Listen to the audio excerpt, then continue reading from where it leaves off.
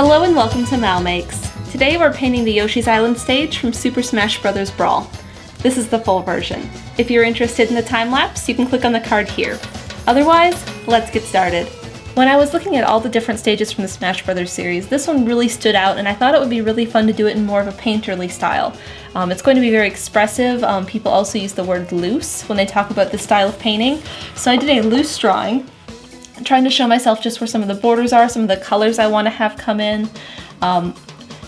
It's going to be a lot different than my other ones unless you saw On It Jazz. It's going to kind of be a bit more like that, more like the sky, but less psychedelic, I think is a good way to put it. So I'm going to start by taking a chalk pastel and kind of filling in where these borders are going to go so I know where all the edges are, where I'm going to change colors, and then we'll start to lay down a base layer.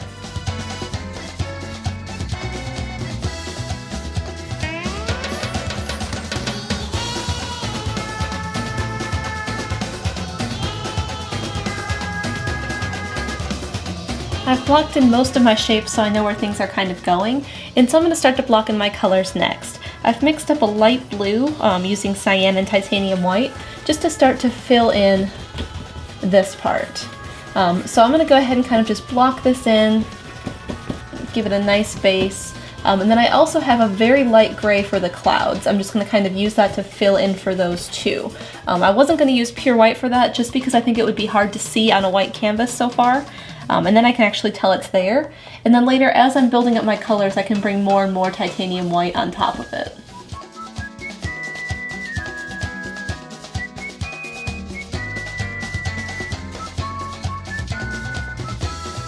The next base layer is everything that's in the green family, which is pretty much everything except this front part right here. So what I'm going to be doing is I have a light green on my palette, a light yellow, and a light blue. So I'm going to start by taking this green and filling in this furthest away part right here. And as I fill it in, if I want things to be maybe a little bit more blue or a bit darker, I can go ahead and do that. Or I can take some white and make it a bit lighter. So I can just kind of grab a color as I see fit that's in the green family and just add it to this base layer.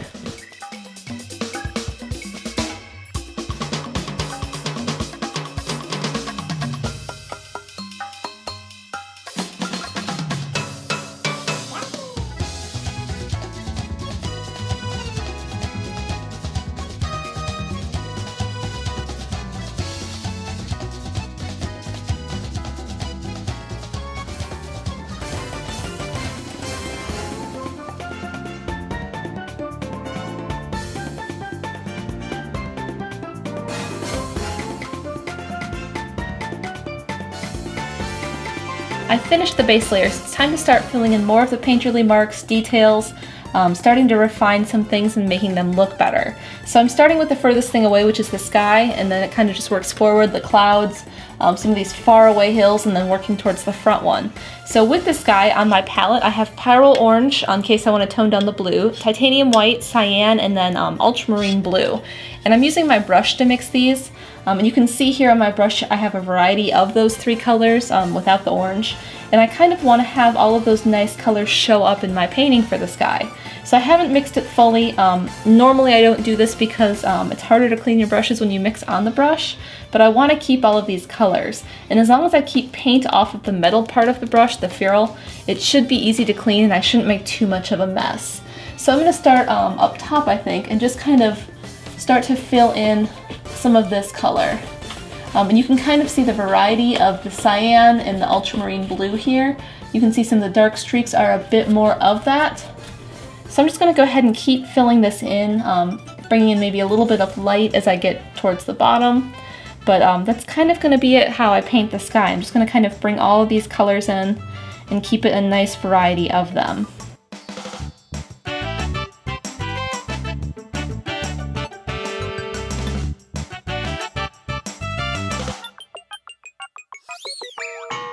With this guy, I had started to make it a bit darker up here, and I had liked how it looked, but then I did it lighter down here. So the two just were not working together in my opinion, because the cloud was going to separate them, but I thought it might feel like they weren't part of the same whole. They weren't both sky, maybe one might be something else. It may look too different to be the same thing.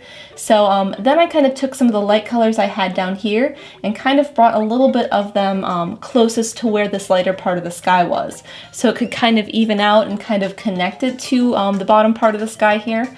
But once this dries, we'll move on to the cloud.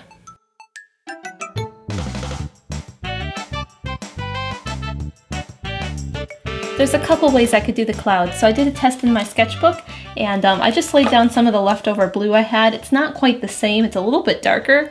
So I had to think about that when I was doing these clouds, because you can see it started to work a bit dark, and it's not really going to work with my composition because I want it to be lighter. So then I went ahead and did this one, and it's a bit more light and a bit more what I'm looking for. So the first thing I need to do is lay down some painted gray and some ultramarine blue and some of the number 5 gray I have. Mix a nice dark version of that up, paint the whole clouds that, and then I'm going to dry brush some of the number 5 gray on top of it, and just kind of let it fall where it lays, make it a bit thicker on the highlights, and then just a bit more of the dry brush on top of where I want the shadows to go. And then I'm just going to take a little bit of white on my brush and just kind of swirl it in where the highlights are, and that's how I'm going to be doing the cloud. So the first thing I'm going to do is mix up that color, draw in back where these clouds should go, and then fill it in solid.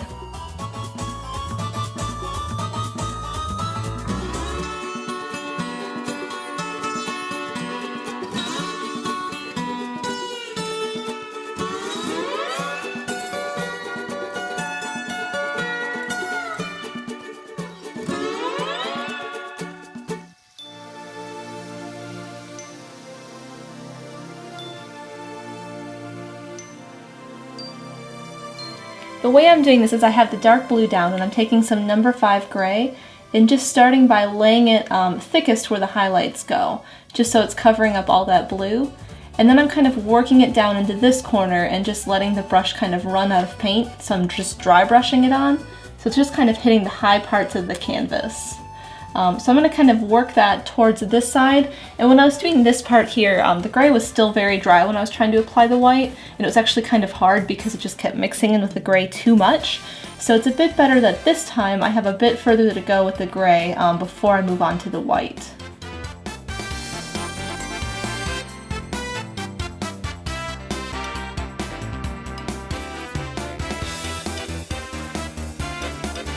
Then what I'm doing is taking some white, and on the right sides of all of these, over here I'd accidentally started with the left, and then I thought about how the highlights of the mountains are on the right, so I had to change it. But then I'm just adding some white down to the very right side, across the top, and then just kind of doing the same thing I did with the gray, but with white next. So I'm just filling it in, and kind of just letting the brush run out of paint.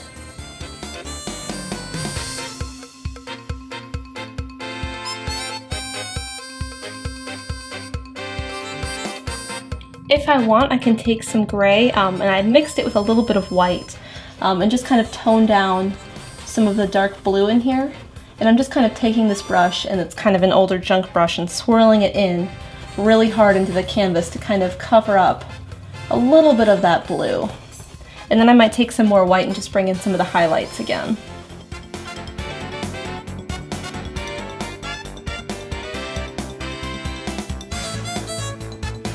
I took some chalk earlier and I had redrawn in where the land is going to go, and so now I can start painting all of that. On my palette I have primary yellow, primary blue, primary magenta, ultramarine blue.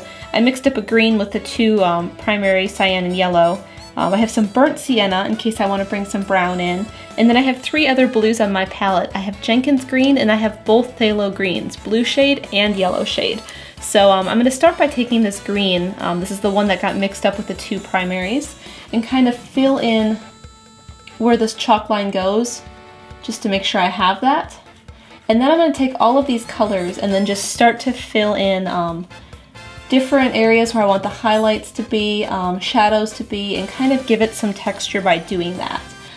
With this style of painting, if you think about doing intentional marks, that's really helpful. So if you think about how many you have, and kind of limiting yourself to that's how many you can put on the canvas. So that's something that helps me, so I stop fiddling with it and trying to make it perfect in a normal tight drawing like I normally do for painting. So I kind of can let go and just paint in this loose style.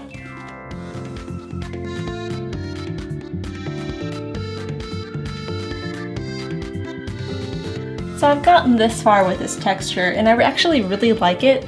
I'm just thinking it might work a bit better for some of the objects that are closer and end up having more detail. So I think what I'm going to do is paint this in a solid color and then just start to work in basically bigger shapes than this. I'm using the same colors, but just not so, I guess, pointillism style. So like I said, I'm just going to go ahead and take that original green I had and fill it back in, and then I'll start to bring in bigger shapes of those colors.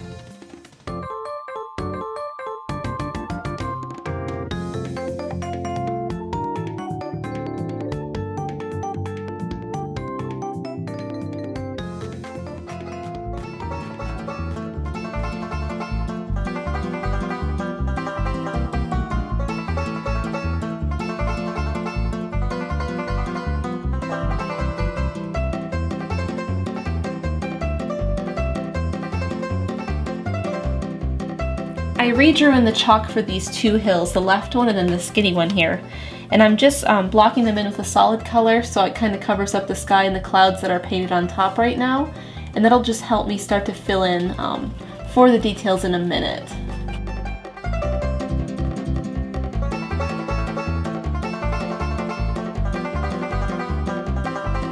Just like this back one here, this one's blocked in so I can start doing the same sort of textural gesture marks on top of it with the different colors I have. And I still have all the same colors on my palette right now. I did add a little bit of white because I think I want this to get a little bit lighter than this part is. But otherwise it's kind of pretty much the same thing I did back here. And then I can move over onto this one, and I'm doing it in this order in particular because this one needs to be dry before I do this one. So if I do it first, let it dry, I can jump over here. And then while that's dry, I can jump over here and do this one because by then this one should be dry. I like to be able to keep moving, so I kind of think about what would make sense to paint first, what should I paint second, what do I need to do before I do this front part here. And it's pretty much everything else. So I kind of think in order of like where I should go next. But I'm just going to start to take a bit more of these yellow greens and bring them into this highlight part here. And then this part's going to get some more of the blues and shadows.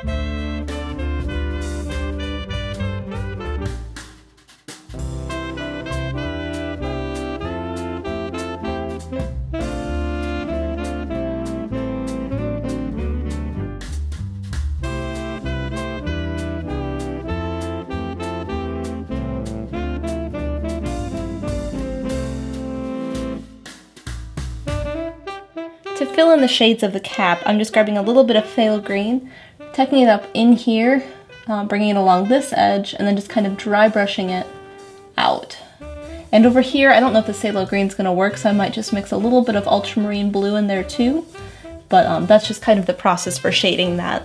So I'm moving on to this next one here, the one with the red, and I'm going to start by blocking it in just like I did with the others and doing the texture then on top. And then while it's drying before I start to do the texture, I think I'm going to clean a few things up. There's a few small places where paint didn't quite cover, like right in here, that's kind of bothering me a little bit in the shadows here. But then we'll go on and start doing the texture on this one.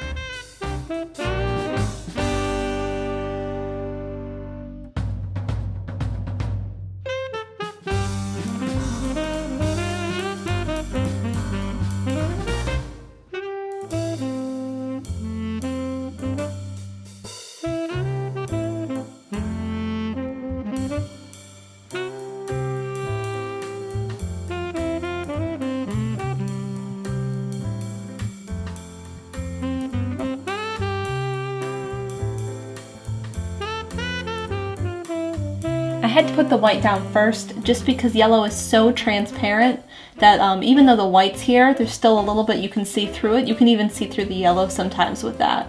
But because I'm doing this first layer in yellow, and then I'm going to be doing the texture on top, you won't see it after those 2 layers. So I'm not worried about it showing through anymore. I just had to do the yellow on top of the white first. So I'm just blocking this in, and then I'm going to fade it into the pink color with magenta and titanium white. And that's going to kind of make an orange in between, but it's going to get pinker the more left I have it go, because I'm going to have less yellow over on that side.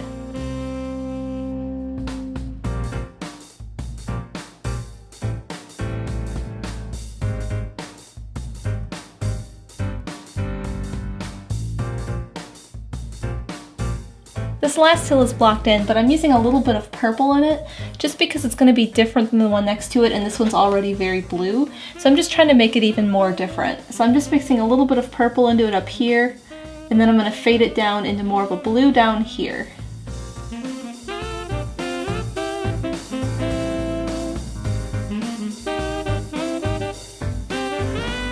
Earlier I had drawn in these leaf things for this part of the canvas, and then I just took my T-square and drew a line just so I knew where it was on this side, so it was the same height and not different.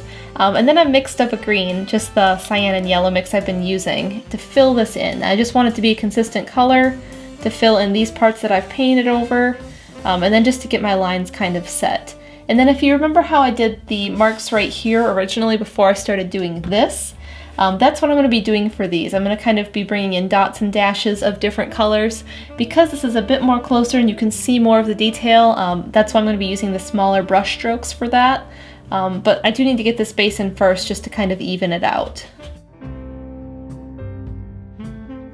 I'm noticing this green I'm putting down is very opaque and it's covering everything nice, so there's no point in putting that down like a primer, putting another layer over that's the value, and then putting another layer on top that starts to be the texture. So I'm just taking some Jenkins green, and this is a dark green, it's just really, really dark, and I'm just using it to start to bring in some value.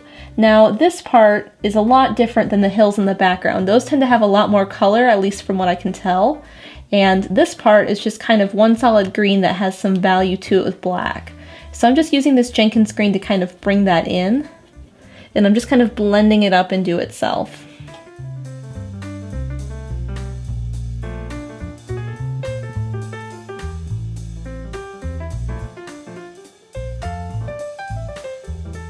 This is still drying, so I thought I'd fill in the faces and the clouds while I'm waiting.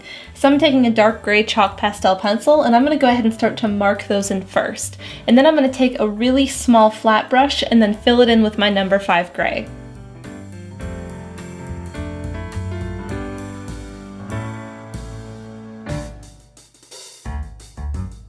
To copy in the style I had here, I'm just taking all of my different colors and kind of doing dots. So I started with the Jenkins green in the corner, and I'm going to work my way towards the top with lighter and lighter colors. So I have the Jenkins green, I have some of my other green, I might bring some of that in too, just to kind of blend it nicely.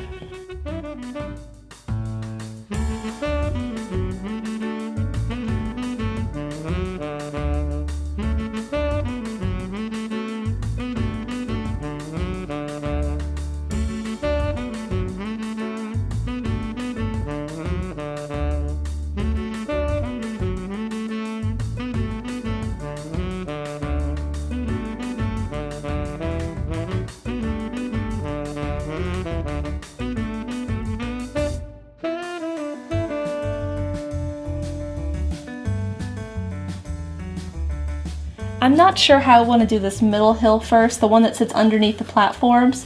I think what I want to do first is I think I want to lay down a base layer and then maybe do some practice in my sketchbook to see what I think, because I want to make sure it looks good in context with my painting. In the original game, it's a very smooth transition with like these triangle grass clumps and then these like clover shaped flowers, and I'm not sure I like how that looks, at least with my painting, because I think it wouldn't really work with how I've painted so far. So I'm going to start by laying a nice smooth base layer, and then I might go into my sketchbook and do some practice things to see how I feel about it.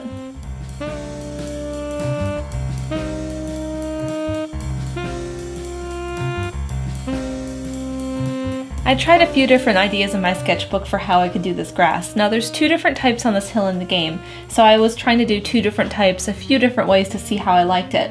So I started by doing this mock-up of the hill, and then over here I have kind of the straight line stuff that's going to represent the zigzag type grass in the game. And I just used different colors and different layers to see how it would look. I have like one layer, two, and then this is a bunch. And then down here, I just kind of tapped in different colors. I started by doing this orange so it would stand out from everything else, but I don't know if I like it. It kind of looks messy. And then this one was just kind of the same thing but with less orange. It was just mostly green. And I think it turned out a lot better. So I think I'm going to do a combination of these two all over this hill and then kind of maybe bring in some more shadows like I have here.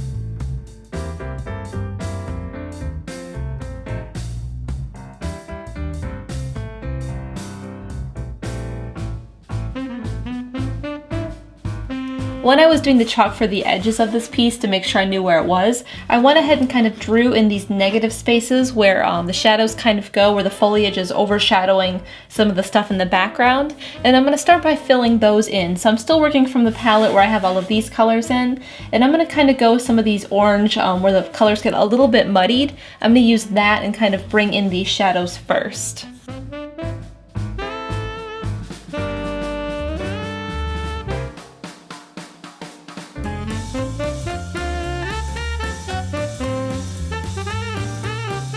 I've mixed up an orange on my palette using the yellow, the red, and then just a touch of blue to tone it down. And this is going to be my base color for all of this. So I'm going to start by filling it in, and if you kind of take a look at where this kind of ended up, you can kind of see where my shadows are going to go. So I'm going to kind of do a loop here because there's a loop here. And then there's a kind of a bright spot, so the next loop might go up a bit higher. This one might come down a bit here. So I'm going to kind of use how the shadows kind of fell into place on these dark spaces to put in the next part. But you can see the difference on top of the shadows where the color comes through. So I'm definitely going to need to do a few coats of this orange color, but I'm going to start by laying this one down first to kind of get in the shapes.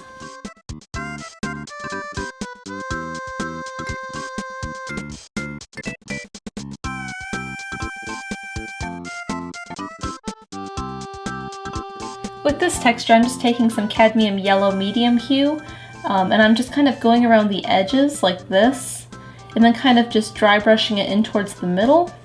And then I'm taking a little bit more of that base orange and kind of laying it down in the middle to blend the two together.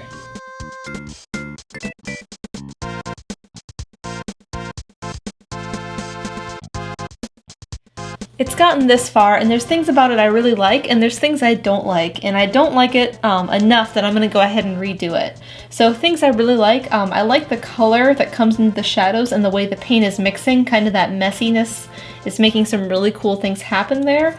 I like the colors of all of this bright flowery stuff.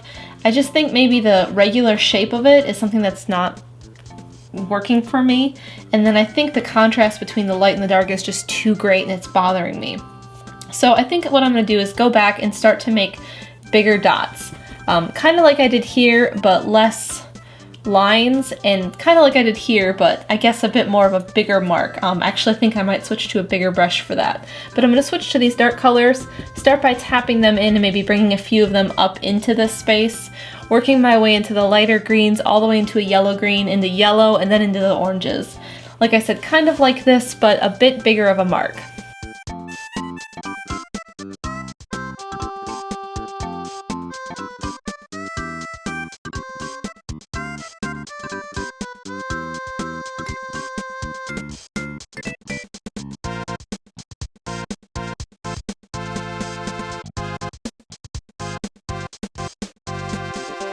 So I took some of my shadow colors and went ahead and kind of tapped them in with a big brush.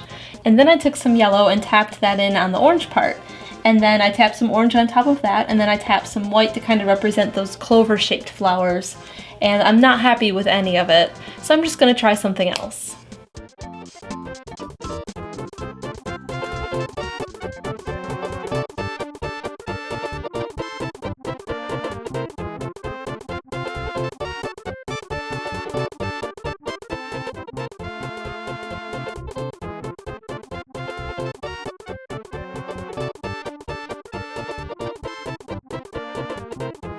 To get this far, what I did is I wanted to start more with a blank canvas, at least, you know, for this part. So I took yellow and green and blue and I started to kind of streak all of those colors here.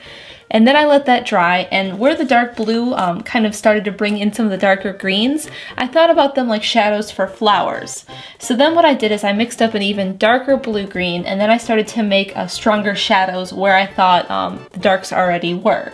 And you can kind of see that here. It's this dark green color, and it's kind of more of like a hunter green or an emerald green. And then I thought, you know, some of it should even be darker. So I took some red and then I kind of went on the very middle of those areas and made it even darker. So you can kind of see that like here or in between some of these areas where it almost looks a bit black. That's just the red and the green kind of making a neutral tone. And then once all that was dry, I took orange, which I mixed with cadmium yellow hue and magenta. And I had a small flat brush and I kind of just drew in all of these flowers with this flat. So they're kind of rectangular in a way. So once that was all done, I started to like how it was looking when I did the orange, so I thought, okay, this is probably a good technique I can use. Then I mixed up that same orange and I put more yellow into it, that cadmium yellow hue, and then I'm just bringing a few more of these flowers on top, just to kind of be a few of them in the highlights. I'm not trying to do an equal amount of the dark and the light. There's not going to be as many light ones. But I wanted to kind of give a few layers to it. I may even do a couple more. I may even do a lighter. I may even do a darker version of it. But we'll see how it looks after I do this light color.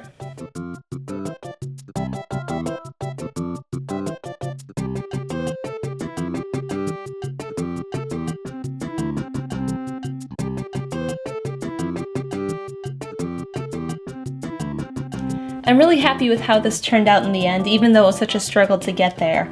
So I've gone on to drawing the tulips, and then I'll start drawing in the stage after they're done. Now I decided to go with spring just because I liked the tulips best, and then I liked the colors that were down here. There's different seasons in this level in Brawl, and it kind of goes through all of them during a session of gameplay. But I did like the tulips and I did like the colors, which is why I picked spring. And I decided to go with a bit more of a traditional tulip than a tulip that's, I guess, a bit more like this, where it's just kind of a really regular zigzag shape. So I'm going to go ahead and draw these ones in, and then we'll start coloring them.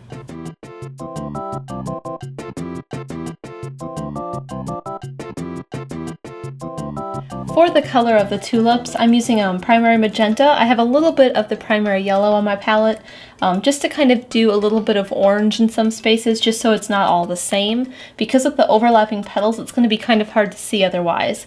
I also have some titanium white to bring in some highlights, and then I have some Jenkins green for the shadows.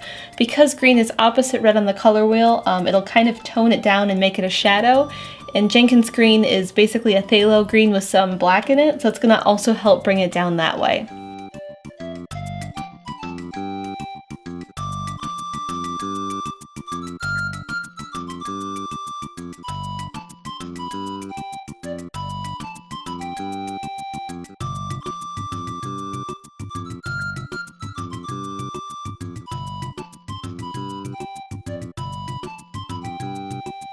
I decided they looked kind of plain with just the stems, so I added a little bit of a leaf for each one of them. And the next thing I have to do is start to draw in the platform, both the one down here and the one that floats up here. So I'm going to start by taking my T-square and making sure that I have a nice line kind of across this so I know what level looks like.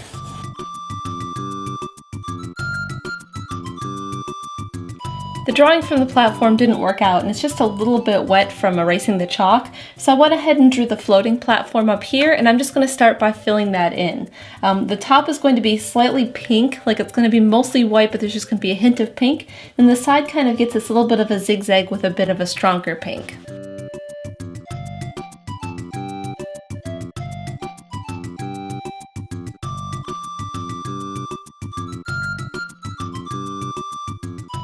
I finished the floating platform, and then just kind of to ground it, I'm going to put a shadow down here, and you can see where I've kind of sketched it in with chalk.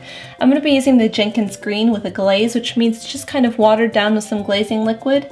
And that's just a medium you can mix in with your paint. And because all of my sun is kind of coming from the right and highlighting everything in the top right, I've put the shadow down to the top left. So I'm just going to very lightly with this glazed Jenkins green fill in a shadow.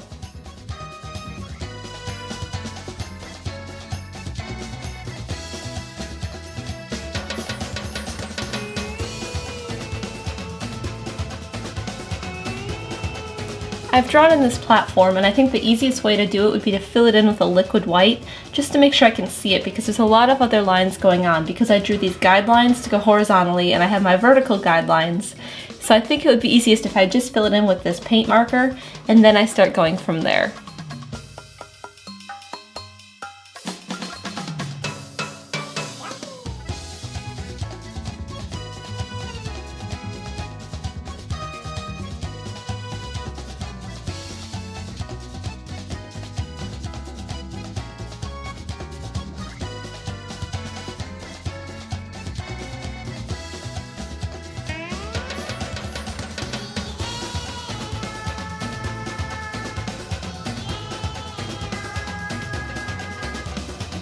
The top of the platform I filled in just like I did this little one here. I started by putting down white and then doing pink along the front edge and the back edge, and then I used a bit darker of a pink for all of the lines.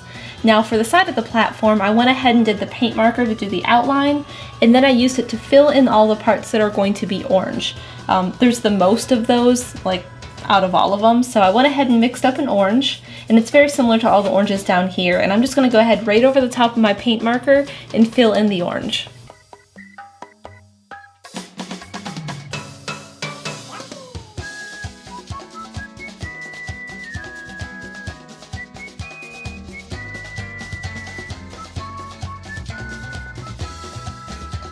The last thing I have to do is just add a shadow underneath here. So I still have some of the Jenkins green I was using to shade this part, and I'm just going to kind of do a little bit of a wash underneath.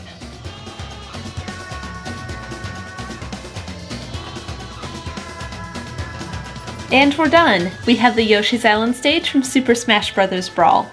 If you're interested in this piece, you could buy a phone case or a poster, or bid on this original canvas. There's links down below. Also, consider supporting me on Patreon. You can find out more at supportmal.com. Thank you so much for watching. Don't forget to subscribe so you don't miss future episodes of MalMakes, and I'll see you again here for another video game painting.